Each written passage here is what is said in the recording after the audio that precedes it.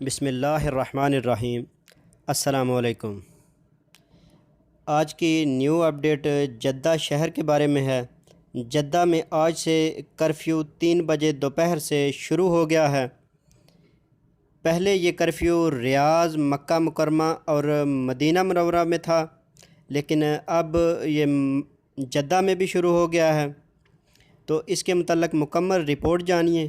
اس سے پہلے اگر آپ نے اس چینل کو سبسکرائب نہیں کیا تو کائنڈلی سبسکرائب کر لیں۔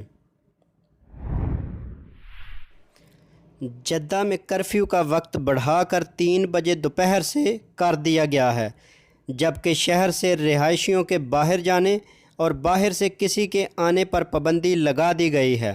کرونا وائرس کے انسداد کے لیے کی جانے والی احتیاطی تدابیر کو مزید سخت کرتے ہوئے وزارت داخلہ نے فیصلہ کیا ہے کہ ریاض، مکہ مکرمہ اور مدینہ منورہ کے بعد اب جدہ میں بھی وقت دوپہر 3 بجے سے کر دیا گیا ہے۔ سعودی پریس ایجنسی کے مطابق وزارت داخلہ نے کہا ہے کہ جدہ میں کرفیو شاہی فرمان میں طے شدہ وقت تک جاری رہے گا۔ وزارت نے کہا ہے کہ فیصلے پر نفاذ آج اتوار سے شروع کر دیا گیا ہے اور شاہی فرمان میں طے شدہ عرصے تک یہ جاری رہے گا۔